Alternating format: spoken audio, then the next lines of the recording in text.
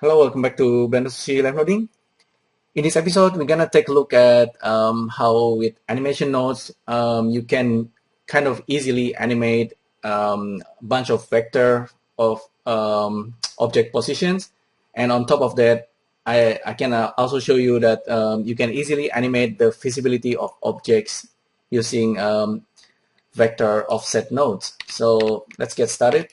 So we can start with I will use the monkey head, and I will kind of create a bunch of object instances, and I will be animating the visibility later on, but I will animate the position of the monkey first. So let's switch to animation nodes. And so this is the master head, and normally I will quickly generate object instancer, get the monkey head, and in this case we're gonna use object transform output. So as we know, we have two nodes that's dealing with offset and delay. They are vectors and matrices. Vectors means you provide like values of three value like S, Y, Z, and you can animate any vector data, while with matrices you're dealing with transformation of objects. With transformation, of course, you have like translation, rotations, and scaling. But for now, we're just gonna deal with offset vector. Offset vector is actually pretty cool as well. So the way it works, if you have like a random vector, for example, and how many do you want? Maybe for now we're just gonna generate 10 of them. I'm gonna switch on this list thing. That means it's gonna generate list of number instead of a single value. So random vector 10, and we can have a look at the number using a viewer node. So it's very clear what's going on. So we are generating 10 different values, random position, and we can instance the monkey head using this value basically. So this value goes into the instance. What happening here is actually we get the total number of the list and plug it into the instance. And as a result, these objects, we can control the positions. So that's basically what's going on. You probably already know this. I've done this many times using Spectral. So simple enough, but they are currently pretty much static, and it's not so interesting. But if you start adding animations, even just like animating two positions, you start to get very interesting result. Let's say, so the key here is to use the offset vector and then the fall off. The easiest fall off that I could think of is, I think it's the delay fall off. Very similar to delay time. Basically, so if we plug in this vector values position into this guy, and this one goes out into there, we basically kind of like modifying the position. And the way you can tell is that, let's say if I'm kind of moving the X into 10, and now I plug in the fall off here and then animate the time, you can see the objects kind of moving between two positions.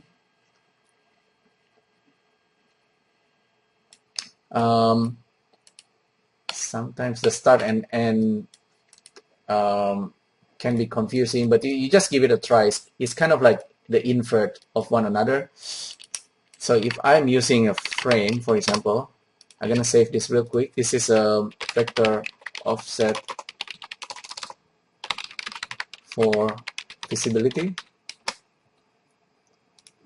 So now if I plug this frame into the time and run the animations, so you can see within around 50 frames we are modifying the position of all these 10 monkey head from position A to position B, and that's because of this offset vector. It's basically kind of translating the monkey head 10 units in X, and we are just using delay, but you can use all kind of other fall off fade, delay, wiggle, random. Let's try random, for example. Random, plug into this guy.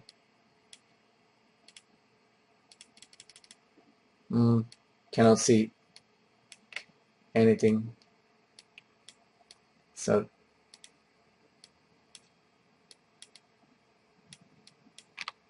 oh well. Anyway, I think delay follow is easier to understand. So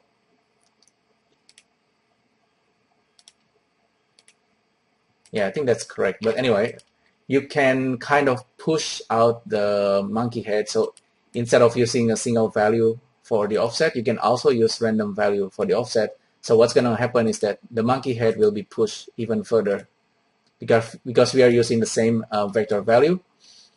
If we are using a different vector value, we're going to get a different result. So the monkey head is being pushed randomly. It's actually very, very interesting that you can do this. Can use the elastic effects, bounce, maybe back. So there's like a slight overshoot in the animations. The nice thing, of course, you can increase the number, and you get very cool. You get this cool result of the monkey head moving randomly. Let's go back to 10, and what I want to show you is that we can easily animate the visibility of the monkey head, and that's just simply by using a object visibility output. Plug in the objects there, and we just simply animate the height on and off. So since we don't have we have offset vectors, we have offset matrices, but we don't have offset like values. We just want our visibilities to change. So we can kind of treat it, let's say instead of using random vector, I will be using just a simple line mesh for the vertices, for the vector position. So you will see the monkey will be arranged in simpler, kind of like a line.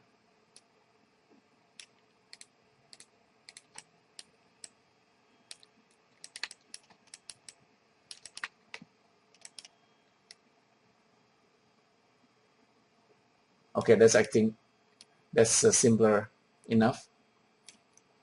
So what's going on is that of course, see the monkey head. This is the original position.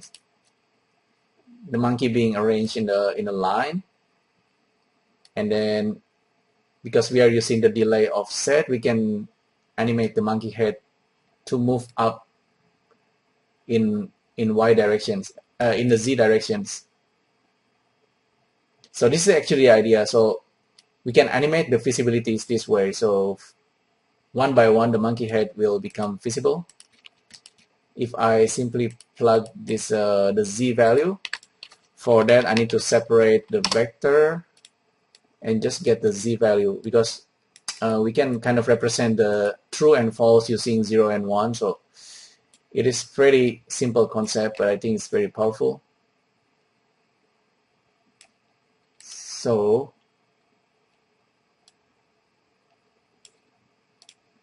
see, I just inverted.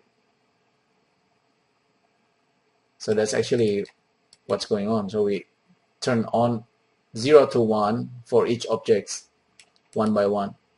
So just now I just made a change. This is kind of like the invert. Okay, so that's I think pretty much it. We can have as many monkey as we want. We can even randomize it, and we can animate the visibility that way. Very, very simple concept, but I think it's rather powerful. Let's see, instead of random vector, for the position, I actually want the monkey in random position.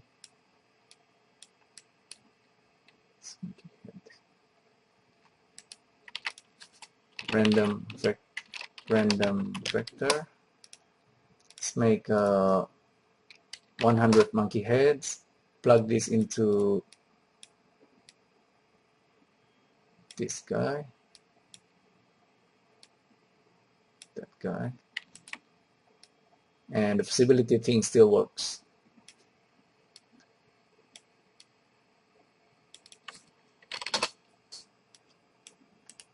Okay, so cool. It's like there are actually two concepts we'll learn in this video. So that's how you might want to animate visibility of each monkey one by one. It's gonna appear because of this delay offset, and we kind of separating the value, and then yeah, a lot of things going on, but that's the idea. That's what I want to show you. So thanks again for tuning in. Hope you like this video, and let me know what you think, feedbacks, questions. I'll try to answer it, and I'll see you in the next video. Thank you. Bye.